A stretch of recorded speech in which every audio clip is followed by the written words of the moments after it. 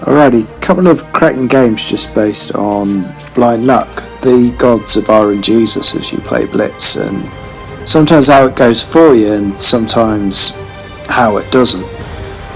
And the first game, playing the loser Sherman, yeah, enough said about that, the better. I just like Shermans, but anyway, we're basically going to go mid, spot up and use the gun depression of the tank to do some damage. We're kind of bottom tier.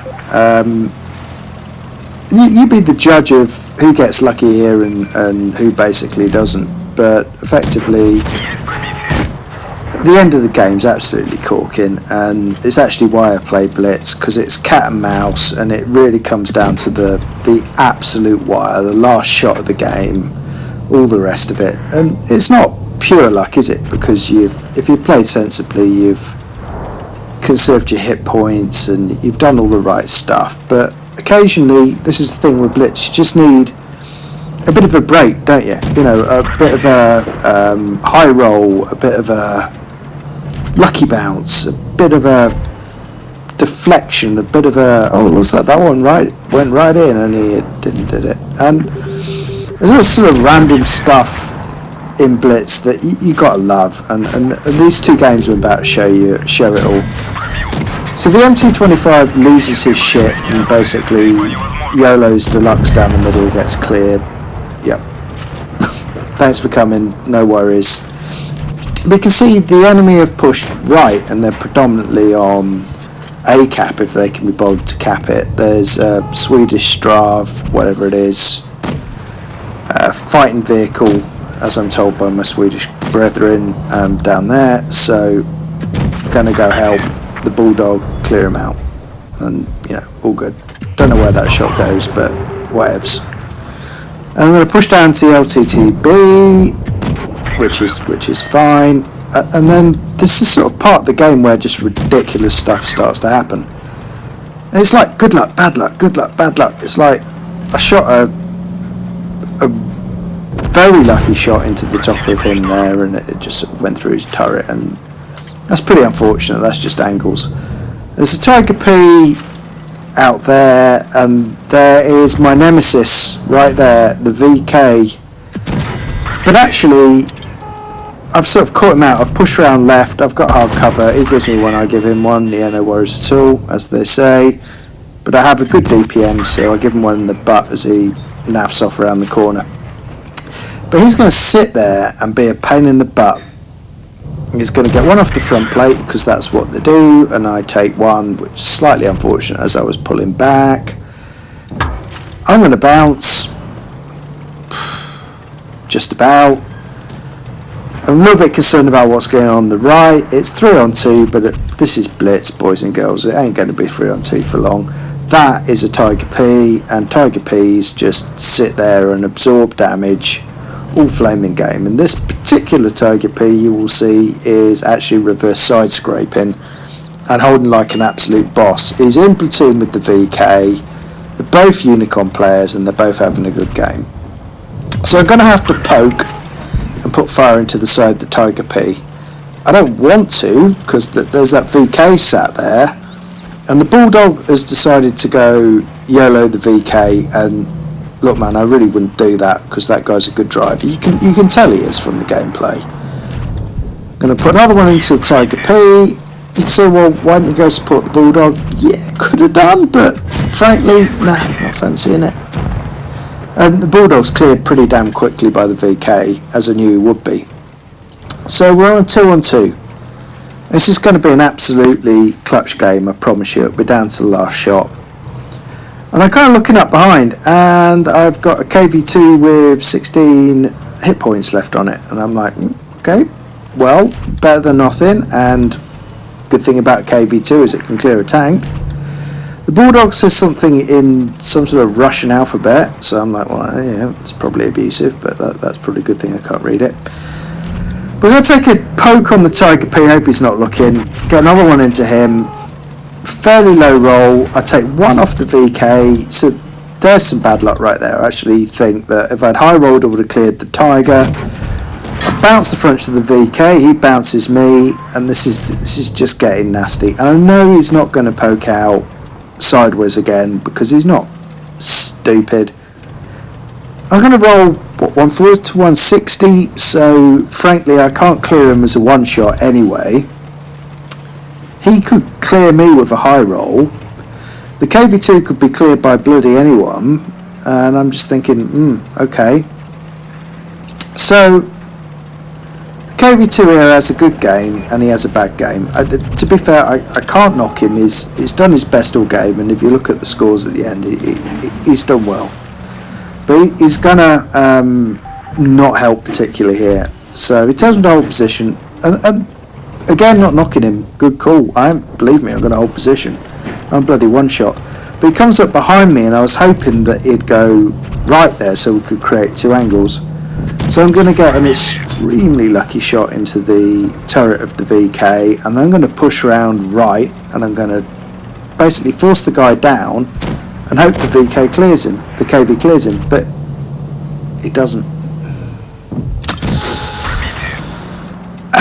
And I roll into the side of the VK, I have a quick reload, and we both fire, and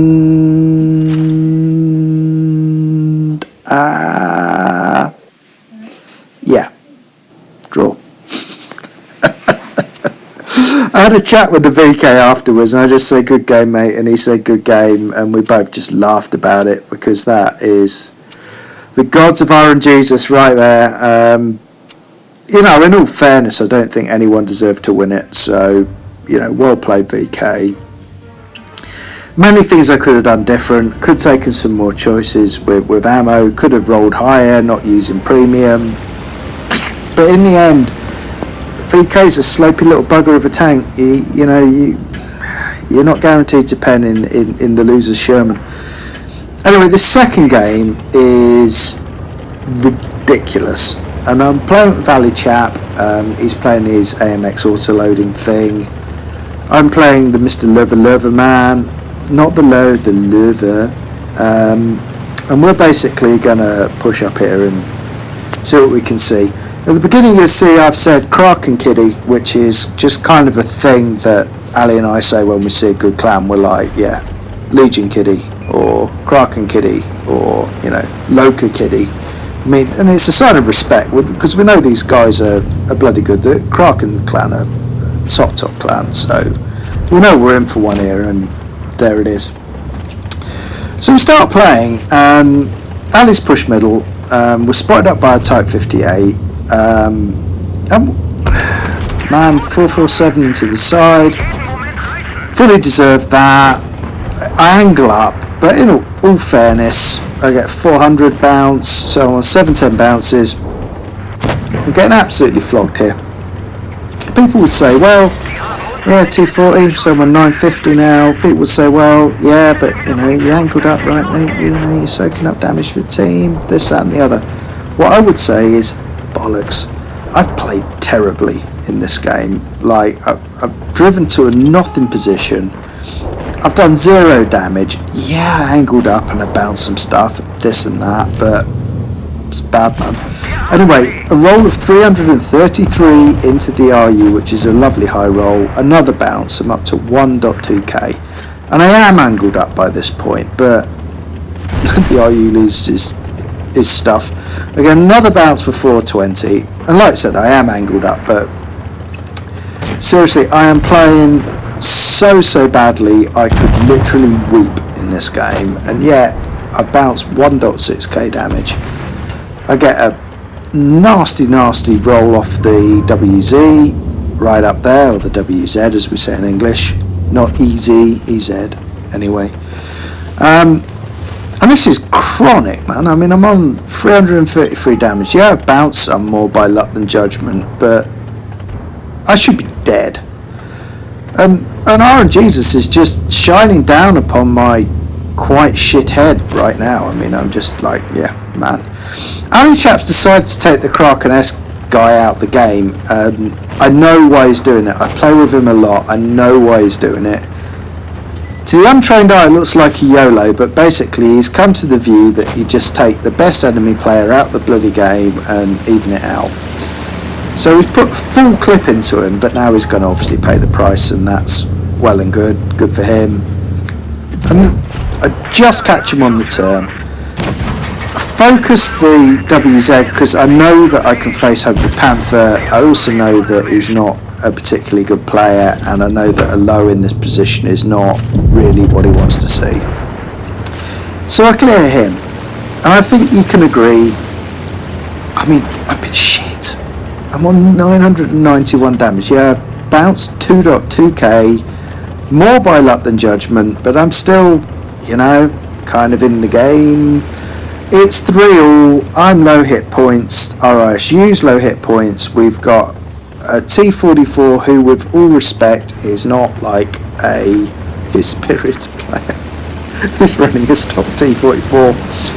Life is not good, and I reckon this is pretty much a loss.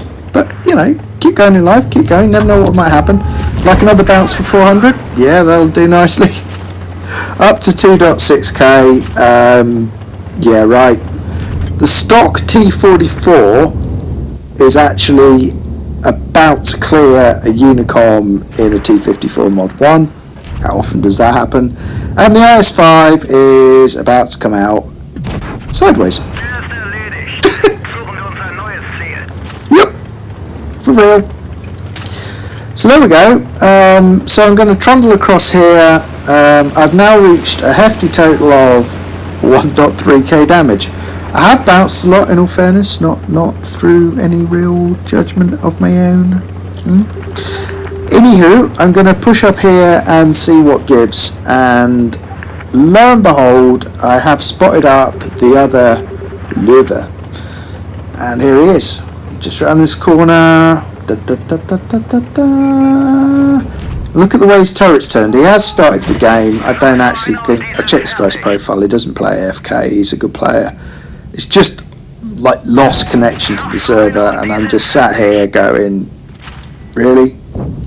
T44's eventually been like persuaded to move, but it doesn't really matter. I'm just going to farm this guy up because he's there. And I'm going to win the game somehow on 2.4k damage with 2.6k bounced. I would never play, boys and girls, a worse game of Blitz. That was tragically tragic. So what I'm saying is, I guess the first game kind of evens out the second game, and that's R&Jesus, and that's the beauty of Blitz. So there you go. Hope you enjoyed 2 mental games. Ta-da. See ya.